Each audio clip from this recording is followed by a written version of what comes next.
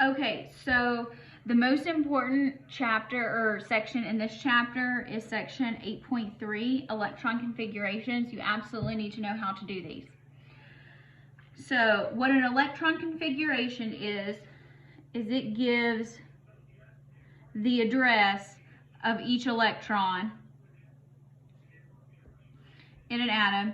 It's a description of the orbitals that are occupied by electrons. Remember, these orbitals come from the quantum numbers. So you need to know what quantum numbers are to determine what the orbitals are. And then how these electrons are arranged actually determines how each of these groups of elements behave. Now, I already talked to you in chapter 7 about the spin quantum number n sub s, or I just call it s sometimes. That it existed. Chapter 7, according to the book, only gave you the first 3 quantum numbers, but every electron has 4 quantum numbers. So, as I had previously said, there is electron spin. Spin can only be what they call up or down. So, that's the 4th quantum number. And so up or down is related to positive or negative 1/2. The value doesn't matter, it's really only the sign. But somebody decided it should be a half. Probably because one electron occupies half of an orbital, but that's neither here nor there. But up and down, we will delineate those with an up arrow and a down arrow when we start drawing boxes and things. There is a principle. It is called the Pauli exclusion principle. This is important. No 2 electrons in the same atom. So, because obviously there's plenty of electrons. There's only so many quantum numbers.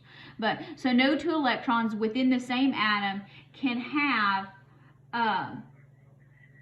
the same 4 quantum numbers. If 2 electrons are in the same orbital, meaning their first 3 quantum numbers are the same, they must have opposite spins. Now, the book goes into a lot of detail about energy and graphing and charts, and that's not really how I learned it. If you want to look at it that way, that's fine. But when you have atoms with more than 1 electron, so basically everything but hydrogen, each sublevel has a relative stability based on how much energy it has. And so the goal is to have the lowest possible energy, to be the most stable and the most happy.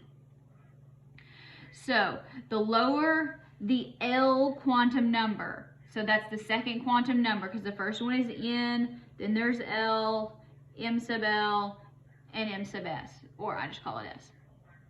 So this one, the lower this number,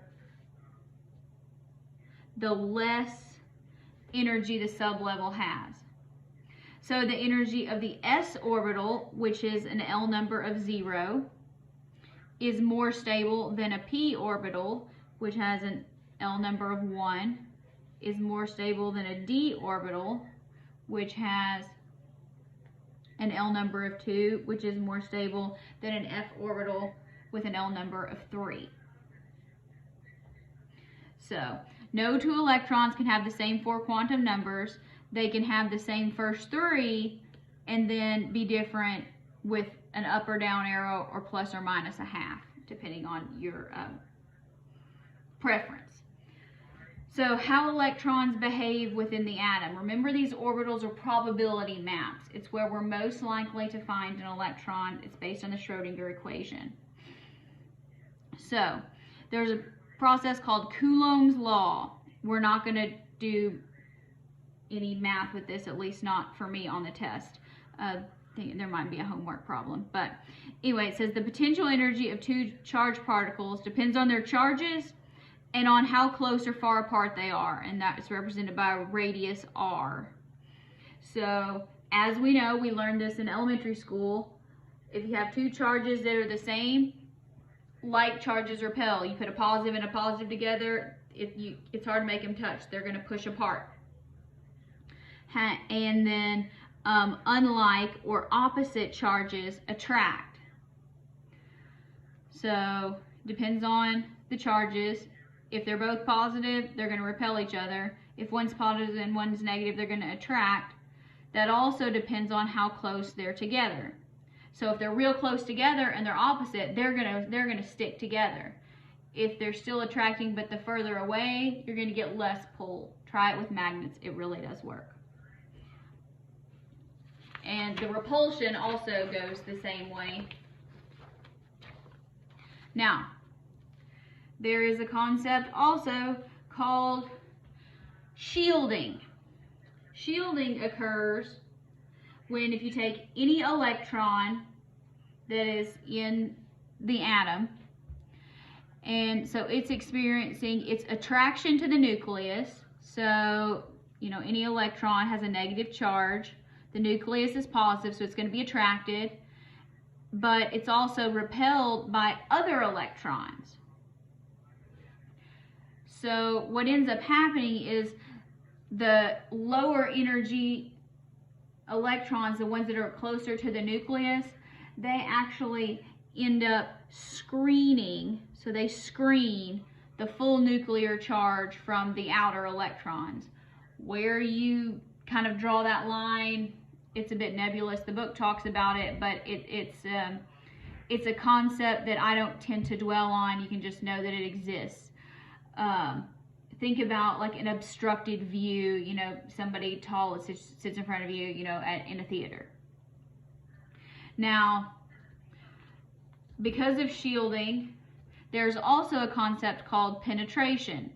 So this is where you have one electron that's in the outer cloud, so it has been shielded, but it actually ends up going closer into the nucleus in where the inner electrons are within its probability map. And so then it is no longer shielded and it gets the full charge of the nucleus, and then it's actually lower in energy. So the closer to the nucleus, the lower the energy of the electron. So 2s, the 2s orbital has lower energy than the 2p orbital. So this is n equals 2 and L equals 0. And this here is n equals 2, L equals 1.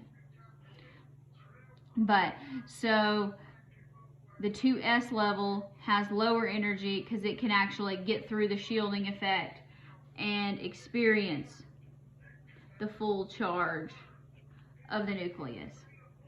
So when it comes to penetration, the s orbital electrons, they're going to penetrate the most deeply, and then f orbital electrons in the f orbitals, they actually penetrate the least, so they're going to stay furthest, they're going to be the most shielded. So s has the lowest energy, it penetrates the most deeply, followed by p, followed by d, followed by f. You can come up with some sort of mnemonic. For some reason, my 170 class in fall of 2019 decided they wanted to remember it as salt, pepper, dog, fish. I didn't feel like, but they loved it. One of them came up with that and they all loved it. So come up with your own memory device or whatever, but SPDF, that is important. Now,